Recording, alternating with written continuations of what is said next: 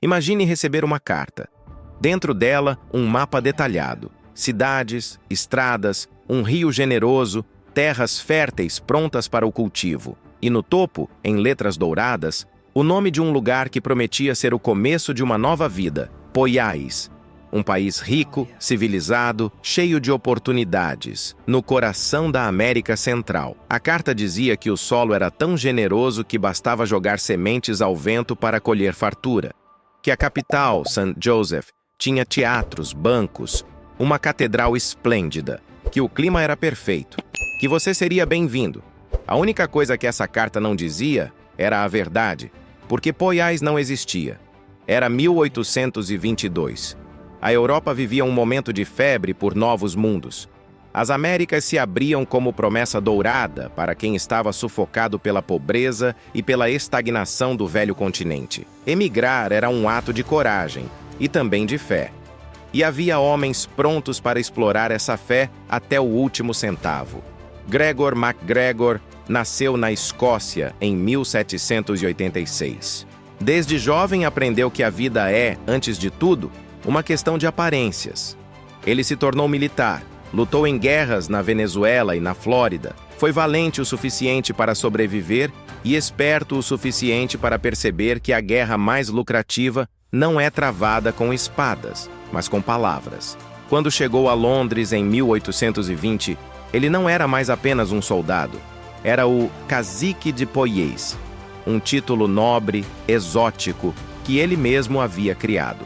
Dizia ser o governante legítimo de uma nação soberana na costa da América Central, concedida a ele pelos próprios nativos em reconhecimento à sua bravura e liderança. Ele se vestia com uniformes deslumbrantes, usava medalhas que ele mesmo havia mandado fabricar e falava com a autoridade serena de quem não precisa provar nada, porque a confiança, por si só, já é a prova. E as pessoas acreditaram. Não eram ingênuas. Eram médicos, advogados, comerciantes, famílias inteiras com economias guardadas por anos. Eram pessoas que pesquisavam, que faziam perguntas, que queriam garantias. E MacGregor tinha tudo isso. Ele publicou um guia turístico de Poiais, um livro detalhado, com mapas precisos, descrições de ruas, preços de mercado, informações sobre a moeda local, o clima, a fauna. Um livro que qualquer pessoa podia comprar em Londres por alguns shillings e folhear durante horas, imaginando sua nova vida. O livro mencionava que St. Joseph, a capital, tinha 8.000 habitantes, que havia um banco da terra de Poiais, pronto para receber os colonos, que existiam igrejas, hospitais, escolas, que o porto era movimentado e seguro, que os nativos eram hospitaleiros, que a terra rendia 3 colheitas por ano. Cada detalhe havia sido inventado com cuidado cirúrgico.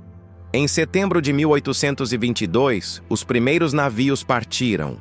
250 pessoas deixaram para trás suas casas, venderam seus pertences, despediram-se de quem amavam e embarcaram rumo a Poiais. Alguns carregavam instrumentos musicais para o teatro da nova cidade. Outros, livros para a biblioteca. Uma mulher levava o vestido de casamento, esperando se casar assim que chegasse. Um médico levava todo o seu equipamento, pronto para montar um consultório no coração da capital. A viagem durou semanas, e quando os navios finalmente chegaram à costa da América Central, os colonos viram algo que nenhum mapa havia mostrado. Selva, densa, fechada, indiferente. Nenhuma cidade, nenhum porto, nenhuma catedral. Apenas calor sufocante, mosquitos e o silêncio pesado de um lugar que nunca havia sido habitado por ninguém que não fosse a própria natureza. Eles desembarcaram assim mesmo. O que mais poderiam fazer? Estavam a milhares de quilômetros de casa, sem dinheiro, sem comida suficiente, sem abrigo. Construíram barracos improvisados na areia. Tentaram se organizar. Tentaram acreditar que havia um engano, que a cidade estava mais para dentro, que o banco estava além da mata fechada. Mas a selva não cede para quem não tem ferramentas. E a América Central, naquele ponto específico da costa hondurenha, era implacável. A malária chegou primeiro, depois a febre amarela, depois a disenteria. Os corpos começaram a fraquejar, as crianças foram as primeiras a adoecer. Os médicos que haviam trazido seus equipamentos com tanto orgulho, agora faziam o que podiam com o que restava, que era muito pouco. Dos 250 que partiram, menos de 50 sobreviveram para ser resgatados por navios britânicos que passavam pela região e encontraram, por acaso, aquele grupo de fantasmas humanos na costa.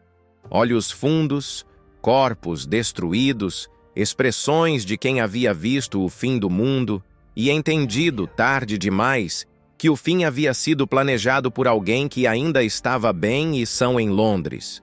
Quando a notícia chegou à Europa, MacGregor já havia mudado de cidade. Estava em Paris e estava repetindo o mesmo golpe. Dessa vez com mapas ligeiramente diferentes, com um guia turístico atualizado, com novos títulos, novas medalhas, novas promessas.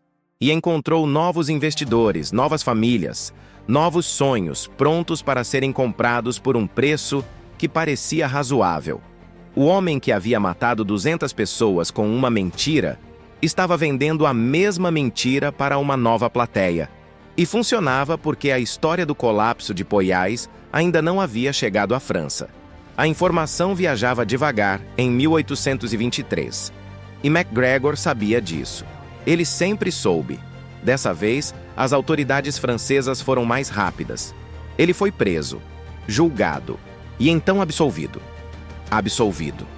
Porque seus advogados argumentaram com sucesso que nenhuma lei francesa proibia explicitamente a venda de títulos de um país imaginário, que os investidores haviam comprado por livre vontade, que a responsabilidade era de quem acredita sem verificar. MacGregor voltou para Londres, continuou usando seus títulos, continuou sendo recebido em salões elegantes. Em 1838, emigrou para a Venezuela, onde havia lutado décadas antes e onde ainda era considerado herói de guerra. Recebeu uma pensão do governo venezuelano. Morreu em 1845, aos 58 anos, com honras militares. Nunca foi condenado por nenhum crime relacionado a Poiás. O que o caso de Gregor MacGregor revela não é apenas a história de um golpista extraordinário. É um espelho que mostra o quanto as pessoas estão dispostas a acreditar quando o que se oferece é esperança. Quando o mapa é bonito o suficiente. Quando o uniforme é impressionante o suficiente. Quando a voz é segura o suficiente. MacGregor não enganou pessoas simples. Enganou médicos, advogados, comerciantes, jornalistas, banqueiros. Pessoas que sabiam ler, que sabiam calcular riscos, que faziam perguntas difíceis. E mesmo assim acreditaram, porque ele havia construído um sistema de mentiras tão coerente, tão detalhado, tão completo, que questionar uma parte seria questionar todas as outras. E questionar tudo exigiria admitir que talvez você não fosse tão inteligente quanto pensava. É mais fácil embarcar. 200 anos depois, o nome de Gregor MacGregor ainda aparece em livros de história como o maior golpista de todos os tempos. Não pelo tamanho do dinheiro que roubou, embora tenha sido muito, mas pelo tamanho da ilusão que construiu. Um país inteiro, com mapas, moeda, guia de viagem, títulos de nobreza, banco, catedral, teatro, promessas, tudo mentira, tudo perfeito, tudo vendido.